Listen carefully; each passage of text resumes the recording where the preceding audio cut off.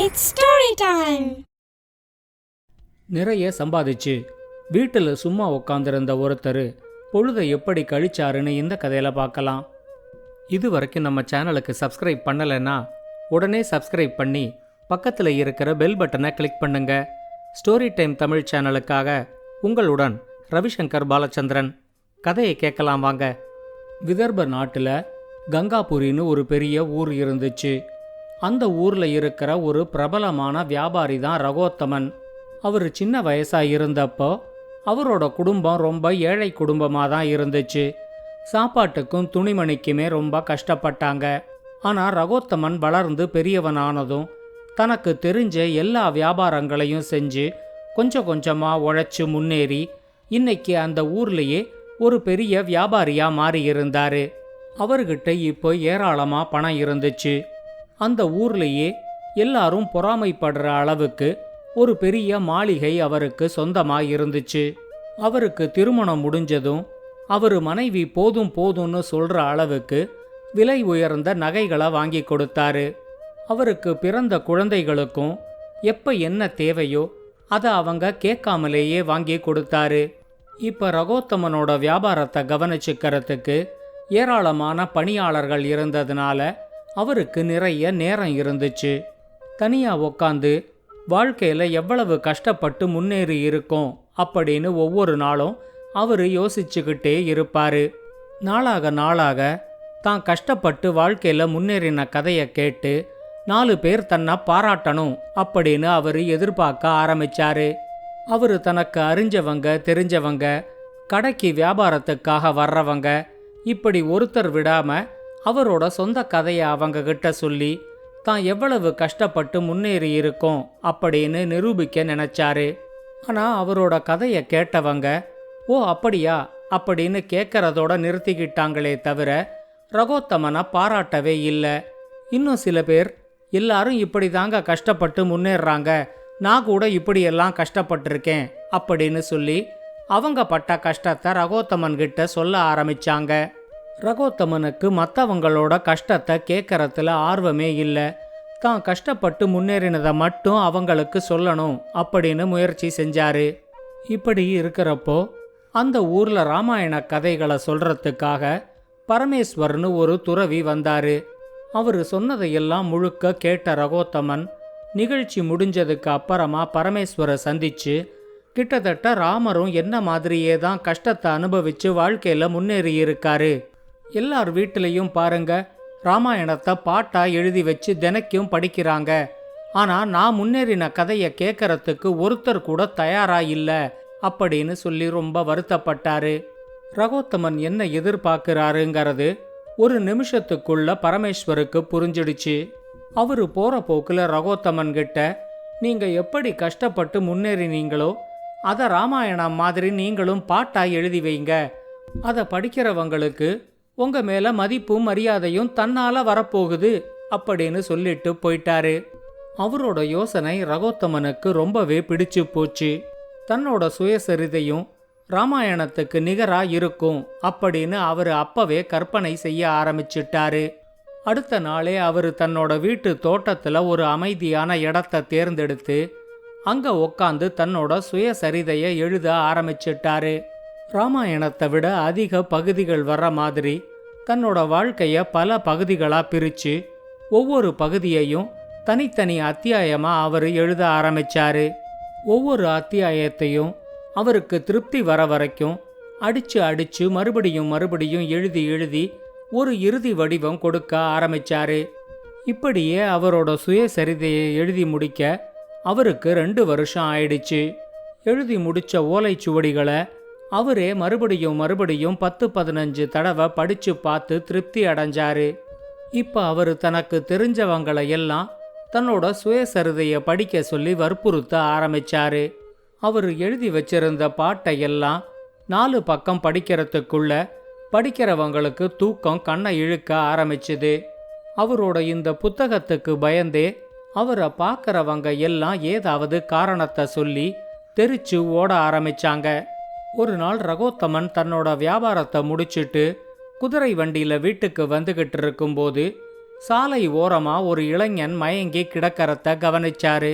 சாலை ஓரமா மயங்கி கிடந்தது அந்த நாட்டோட இளவரசன் ஜெயசிங்கன்.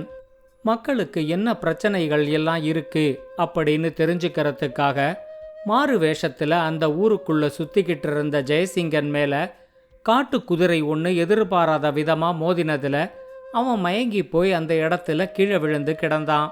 இயல்பாவே இரக்க குணம் உள்ள ரகோத்தமன் அந்த இளைஞனை தன்னோட குதிரை வண்டியில ஏத்திக்கிட்டு தன்னோட வீட்டுக்கு கூட்டிக்கிட்டு வந்து வைத்தியம் பார்த்தாரு. 4 நாளைக்கு அப்புறம்தான் ஜெயசிங்கனுக்கு மயக்கம் தெளிஞ்சு இயல்பு நிலைக்கு வந்தான். இன்னும் 10 நாளைக்கு அவன் பூரண ஓய்வுல இருக்கணும் அப்படின்னு வைத்தியர்கள் சொல்லியிருந்தாங்க. கண் விழிச்ச ஜெயசிங்கன் தன்னோட உயிரை காப்பாத்தின ரகோத்தமனுக்கு தன்னோட நன்றிய சொன்னான். ரகோத்தமன் ஜெயசிங்கன் கிட்ட, இன்னும் 10 நாளைக்கு நீங்க பூரண ஓய்வுல இருக்கணும்னு வைத்தியர்கள் சொல்லிட்டாங்க. இந்த 10 நாள் உங்களுக்கு எப்படி பொழுது போக போகுது அப்படின்னு நீங்க கவலையே பட வேண்டாம். என்கிட்ட ஒரு அருமையான புத்தகம் இருக்கு. அது என்னோட சுயசரிதை தான். நீங்க சிரமப்படவே வேண்டாம்.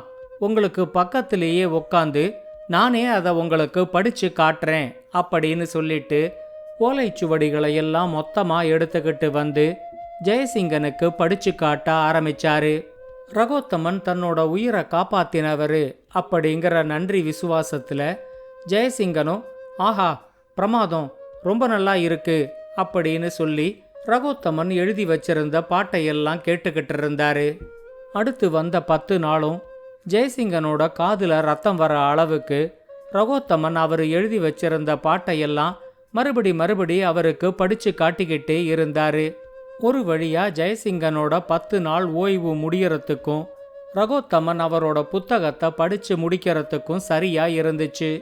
ரகோத்தமன் அவர்கிட்ட, இவ்வளவு ரசிச்சு நான் எழுதின புத்தகத்தை நீங்க கேட்டது எனக்கு ரொம்ப பெருமையா இருக்கு. என்னோட நிறைவேறாத 2 ஆசையில ஒரு ஆசை இப்ப நிறைவேறிடுச்சு அப்படின்னு சொன்னாரு. தன்னோட உயிரை காப்பாத்தின ரகோத்தமனுக்கு நன்றி கடனா ஏதாவது ஒன்று செய்யணும் அப்படின்னு ஜெயசிங்கனுக்கு தோணிக்கிட்டே இருந்துச்சு. அதனால அவரு ரகோத்தமன் கிட்ட, உங்க நிறைவேறாத 2வது ஆசை என்னன்னு சொல்லுங்க, என்னால முடிஞ்சா அதை கண்டிப்பா நிறைவேற்றி வைக்கிறேன் அப்படின்னு சொன்னாரு. இப்ப ரகோத்தமன் அவர்கிட்ட, இந்த நாட்டு ராஜாவால மட்டும்தான் என்னோட 2வது ஆசையை நிறைவேற்றி வைக்க முடியும், உங்களால அதை நிறைவேற்றி வைக்க முடியாது அப்படின்னு சொன்னாரு. இப்ப ஜெயசிங்கன் அவர்கிட்ட, நான் இந்த நாட்டுக்கு ராஜா இல்லைனாலும் இந்த நாட்டோட இளவரசன்கிற முறையில நான் சொல்றத ராஜா கேட்பாரு அப்படின்னு சொன்னாரு. இந்த நாட்டு இளவரசனோட உயிரை தான் காப்பாத்தினது தெரிஞ்சதும் ரகோத்தமனோட சந்தோஷத்துக்கு அளவே இல்லை.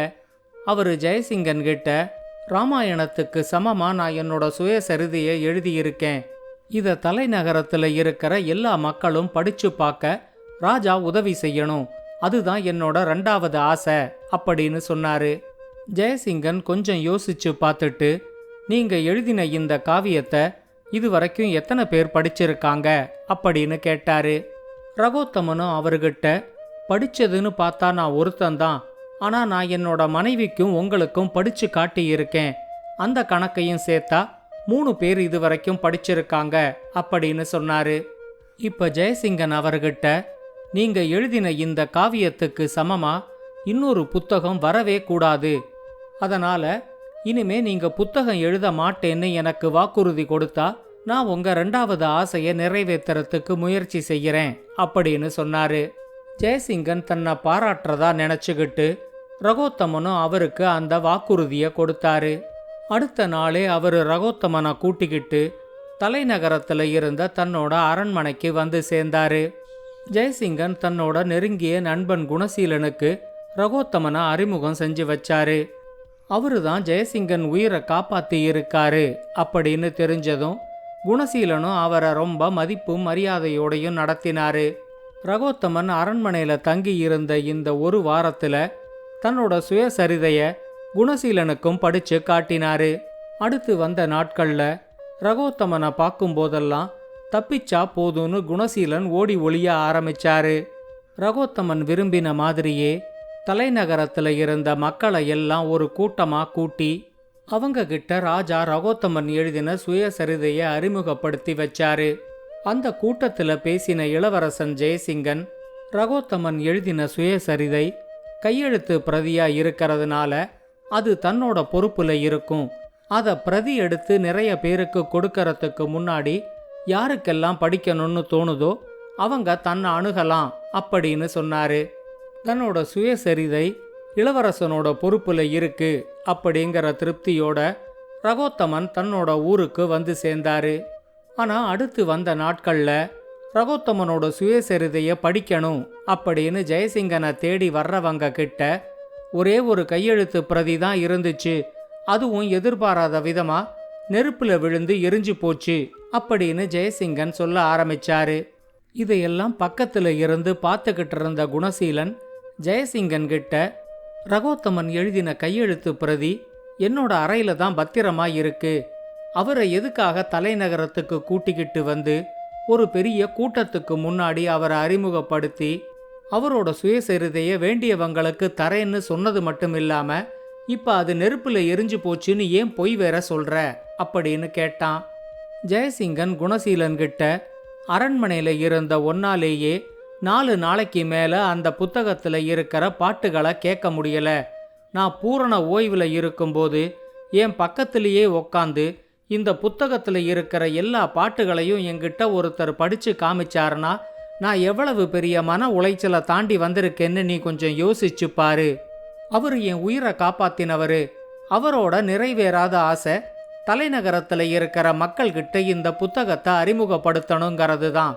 மக்கள்கிட்ட தன்னோட புத்தகத்தை அறிமுகப்படுத்தியாச்சு அப்படிங்கிற திருப்தியோட இப்ப அவரு ஊருக்கு போய் சேர்ந்துட்டாரு. ஆனா நானும் நீயும் பட்ட கஷ்டத்தை தலைநகரத்துல இருக்கிற மக்கள் படக்கூடாதுங்கிற நோக்கத்துல தான் அந்த புத்தகம் எதிர்பாராத விதமா நெருப்புல விழுந்து எரிஞ்சு போச்சுன்னு சொல்லிட்டேன்.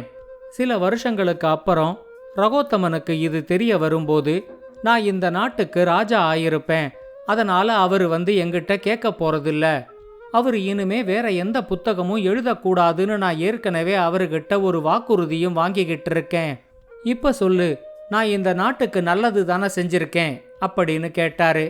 குணசீலன் பொங்கி வந்த சிரிப்பை அடக்கிக்கிட்டு, நீ இந்த நாட்டை பெரிய ஆபத்திலேருந்து காப்பாத்தி இருக்க அப்படின்னு சொன்னான். இந்த கதையை பத்தின உங்களோட கருத்துக்களை ஸ்டோரி டைம் தமிழ் யூடியூப் சேனல்லையும் பாட்காஸ்ட்லையும் பின்னூட்டத்தில் கமெண்ட்ஸா பதிவு பண்ணுங்க. இந்த கதை உங்களுக்கு பிடிச்சிருந்தா லைக் பண்ணுங்க, கமெண்ட் பண்ணுங்க, ஷேர் பண்ணுங்க. மறக்காம ஸ்டோரி டைம் தமிழ் சேனலை சப்ஸ்கிரைப் பண்ணுங்க. அப்படியே பக்கத்துல இருக்க அந்த பெல் ஐகானை கிளிக் பண்ணுங்க.